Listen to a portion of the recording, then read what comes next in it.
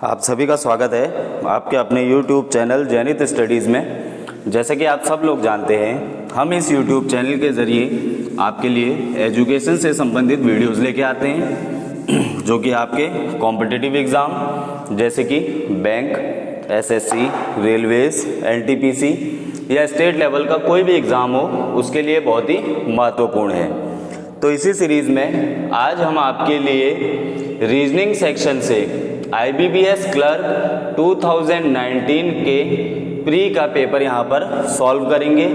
इससे पहले मैंने 2 पजल आपको लास्ट वीडियो में करा दिए, उन्हें किस तरीके से हमें हैंडल करना है, कौन सी शॉर्ट ट्रिक हमें लगानी है और कम से कम टाइम में उसे कैसे सॉल्व करना है, वो सब मैंने आपको बताया है। जिसने भी मेरी वो वीडियो नहीं देखी है, मैं आपको डिस्क्रिप्शन में लिंक प्रोवाइड कर दूंगा, आप वहां से जाके देख लीजिएगा। तो आज की वीडियो में हम बची हुई जो 2 पजल्स आपकी IBPS क्लर्क 2019 के प्री में पूछी गई थी रीजनिंग सेक्शन से, उन्हें यहाँ पर देखेंगे कि किस तरीके से शॉर्ट अप्रोच लगा के जल्दी से जल्दी उन्हें सॉल्व करना है। तो चलिए देखते हैं आज की पहली पजल। पहली पजल आपके पास है 8 persons IJKL MNOP are seated around a square table. तो ये आपकी स्क्वायर बेस पजल है, स्क्वायर टेबल बेस पजल है। देखिए करने में बहुत ही इजी होती है, आपको बस कुछ चीज़ों का ध्यान रखना पड़ता है। आगे पढ़ते हैं। The person sitting at the corner of the square faces away from the centre while the person sitting at the centre of the table faces toward the centre. अब आपको उसके रिलेटेड कुछ इंफॉर्मेशन दी गई है। चलिए पहले देखते हैं हमें किस तरीके का डायग्राम बनाना है। जैसा कि मैंने आपको लास्ट पजल में भी कहा था कि ये प्री का पेपर है, तो इसमें बहुत ज़्यादा पॉसिबिलिटीज़ एग्जामिनर आपको नहीं देगा क्योंकि आपके पास टाइम कम है और आपकी कट ऑफ भी बहुत ज़्यादा जानी है। तो आप मैक्सिमम 2 पॉसिबिलिटी यहाँ पर ड्रॉ कर लीजिए। देखिए 2 स्क्वायर टेबल मैंने यहाँ पर ड्रॉ कर ली है। अब आपसे क्वेश्चन में बोला गया है कि जो लोग कॉर्नर पे बैठे हैं वो सेंटर से दूर फेस कर रहे हैं, यानी कि ये आपका कॉर्नर हो गया और सेंटर तो बीच में होता है ना, सेंटर से अवे फेस कर रहे हैं तो ये बाहर की तरफ फेस करेंगे और जो बीच में लोग बैठे होंगे वो अंदर की तरफ फेस करेंगे। अब देखिए इससे फ़र्क क्या पड़ेगा, इससे आपका लेफ्ट राइट का फ़र्क पड़ जाएगा। ठीक है, चलिए यहाँ पे भी ड्रॉ कर लेते हैं। और देखिए अगर मैं सेंटर वाले की बात करूं तो सेंटर का राइट इधर को हो जाएगा और लेफ्ट इधर को हो जाएगा। इधर को आपका लेफ्ट हो जाएगा, इधर को आपका राइट हो जाएगा। बट अगर मैं कॉर्नर वाले की बात करूं तो अपोजिट हो जाएगा, इधर को आपका लेफ्ट हो जाएगा और इधर को आपका राइट हो जाएगा। ठीक है, इतनी चीज़ आपको समझ में आ गई होगी। तो आपका फ़र्क क्या पड़ना है, डायरेक्शन से आपका लेफ्ट राइट का फ़र्क पड़ जाएगा।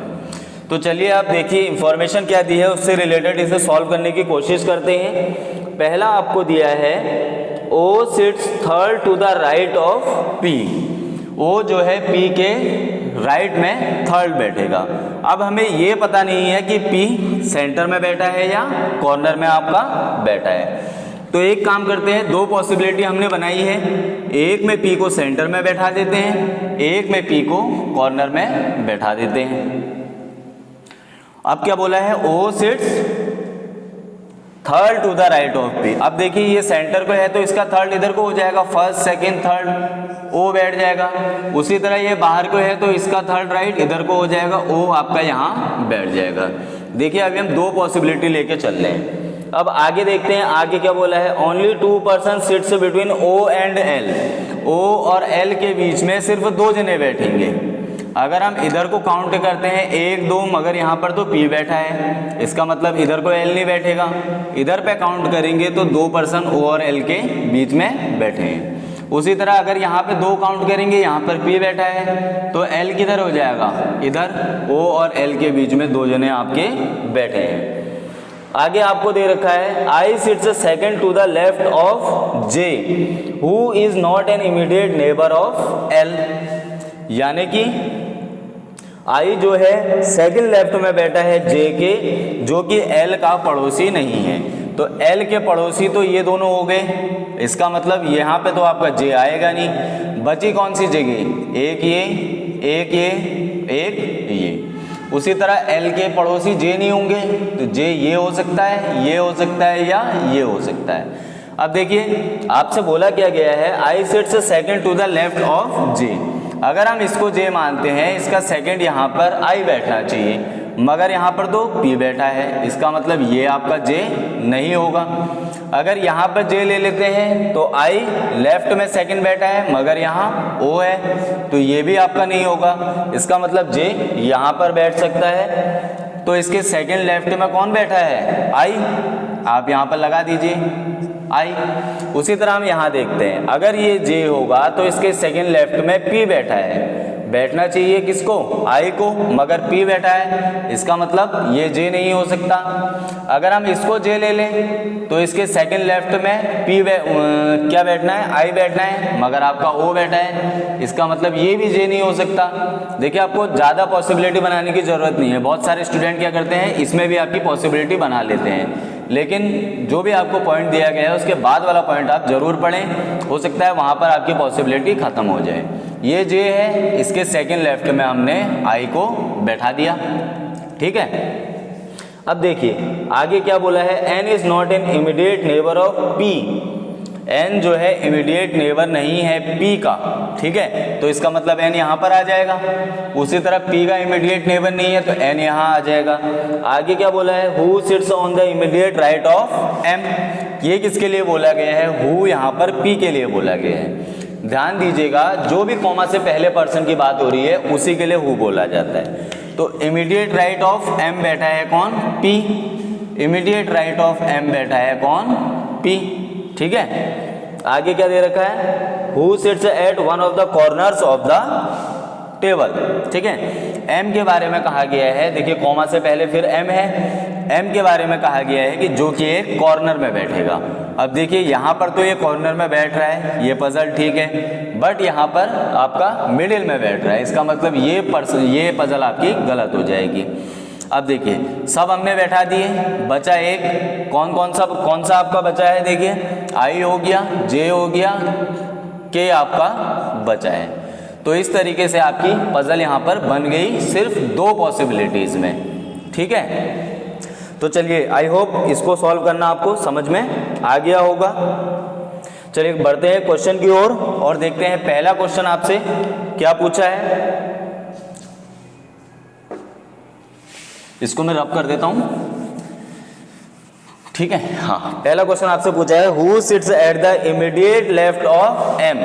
एम के इमीडिएट लेफ्ट में कौन बैठा है, तो लेफ्ट इधर को होगा, कौन बैठेगा, आई। आपका आंसर हो जाएगा आई। चलिए दूसरा क्वेश्चन देखते हैं, what is the position of के विद रिस्पेक्ट टू जे। जे के हिसाब से के का पोजीशन क्या है, देखिए हो क्या सकता है, इधर को राइट होगा, first second third to the right. Option में कहीं लिखा है थर्ड टू द राइट, बिल्कुल थर्ड वाला पॉइंट है, तो ये आपका सही हो जाएगा।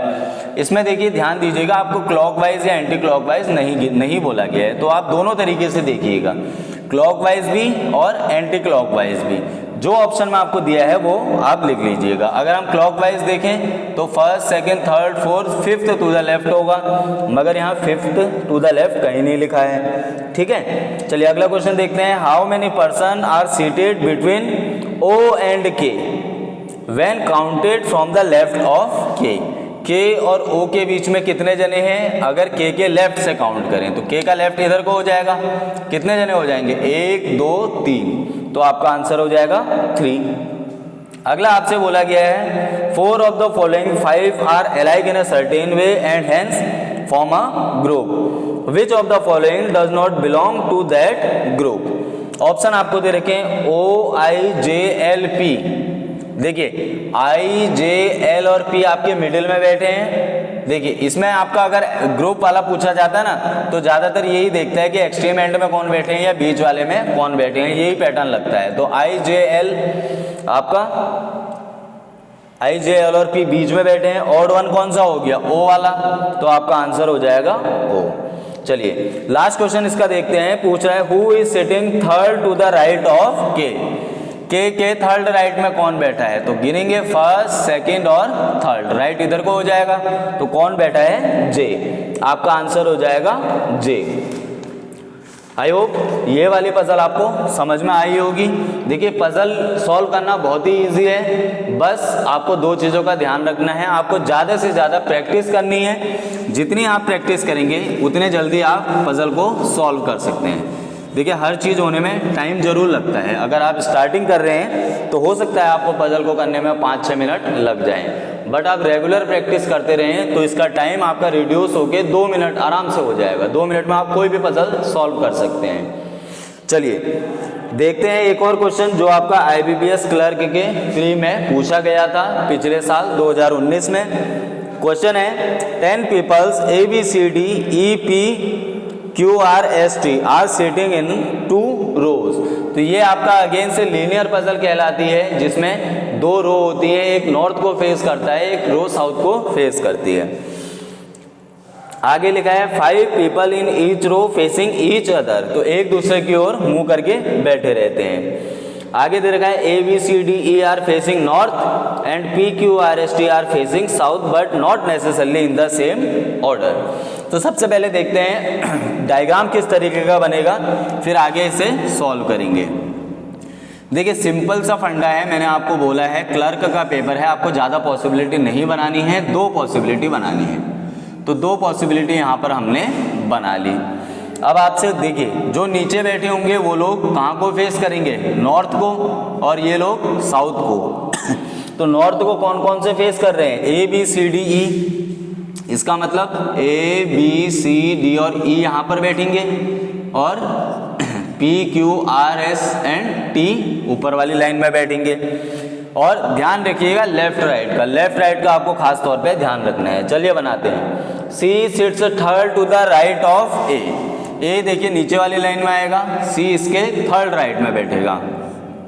अब देखिए ये अगर ऊपर को A जो है फेस कर रहा है तो इसका राइट इधर को हो जाएगा, तो C बना लेते हैं थर्ड राइट में। ठीक है, इनके अपोजिट भी बैठा लेते हैं, इनके अपोजिट भी कोई ना कोई बैठेगा। उसी तरह A first second third C, और यहाँ पर आपका बन गया। तो इतना हमारा पजल सॉल्व हो गया।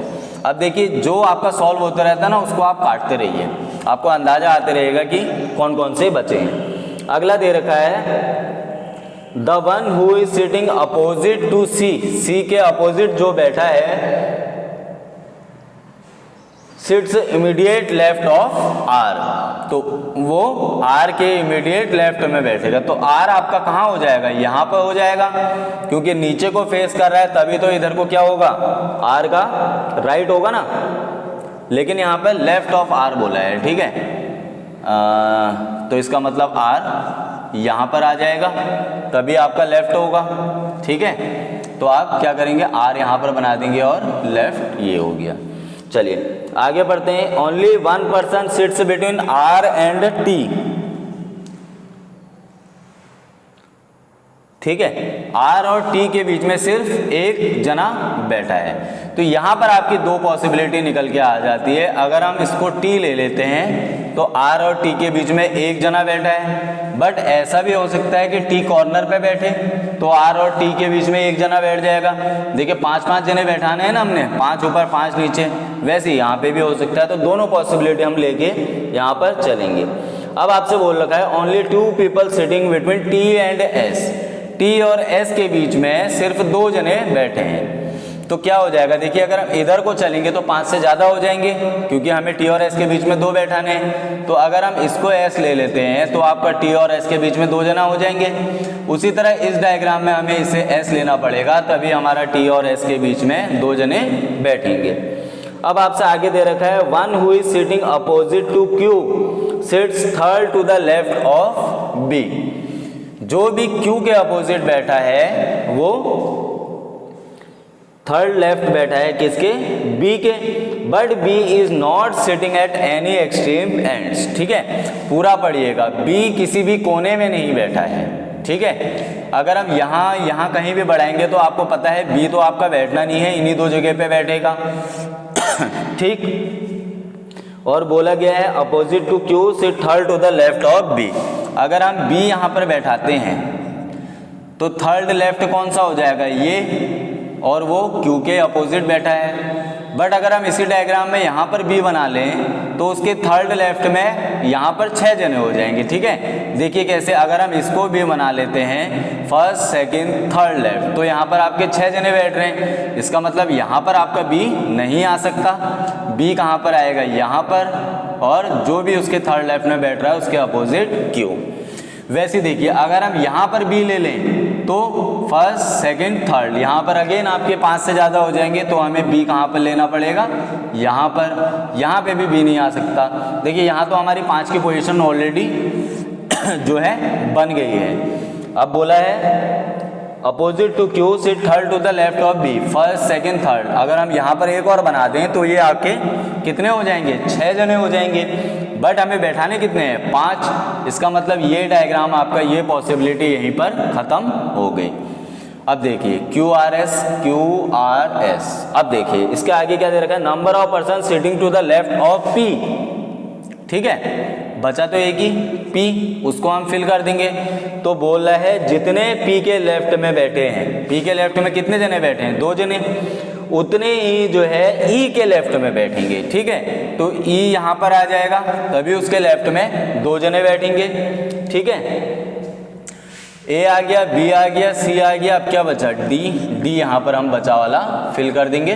तो इस तरीके से हमारा डायग्राम कंप्लीट हो जाएगा। तो आई होप आपको इतना समझ में आया होगा कि कितनी पॉसिबिलिटी लेके हमने चलनी है। तो सिर्फ 2 पॉसिबिलिटी हम यहाँ पर लेंगे, 2 से ज़्यादा पॉसिबिलिटी हम बिल्कुल भी नहीं लेंगे।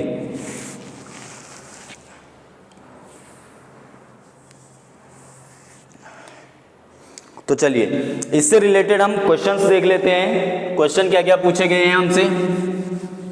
तो पहला क्वेश्चन आपसे पूछा गया है, who among the following sits diagonally opposite to S.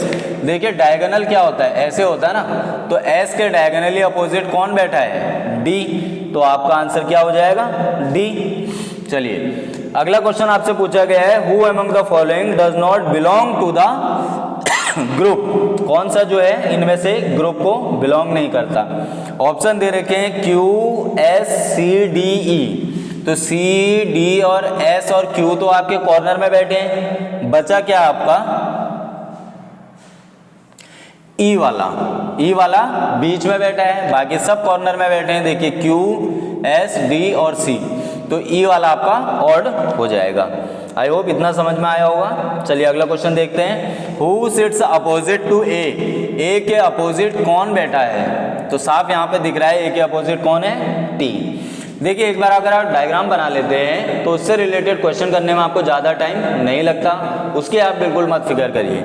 ये आपके क्वेश्चन 10 सेकंड में सॉल्व हो जाते हैं। चलिए अगला क्वेश्चन देखते हैं, how many persons are sitting between D and C. D और सी के बीच में कितने जने बैठे हैं, तो कौन कौन बैठे हैं, ए, ई और बी। इसका मतलब 3 जने इनके बीच में बैठे हैं। चलिए लास्ट क्वेश्चन देखते हैं, who sits second to the right of S. S के राइट में सेकंड कौन बैठा है, तो फर्स्ट आर हो गया, दूसरा पी। सेकंड राइट में कौन बैठा है एस के, पी।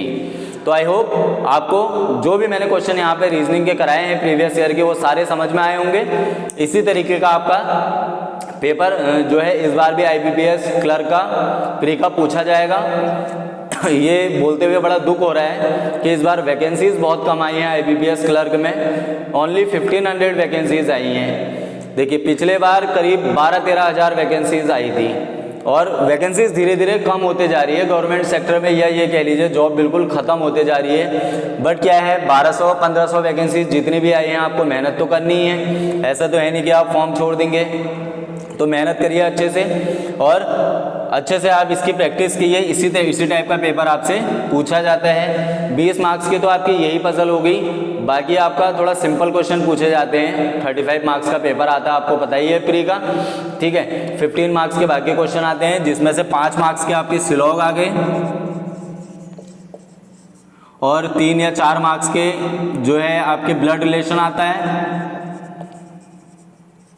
और 5 मार्क्स का आपका अल्फा न्यूमेरिक पजल पूछा गया था, ठीक है।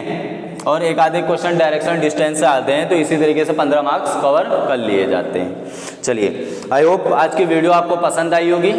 देखिए, एक छोटी सी रिक्वेस्ट आप लोगों से है, अगर आपको वीडियो पसंद आती है तो आप वीडियो को लाइक ज़रूर कीजिए।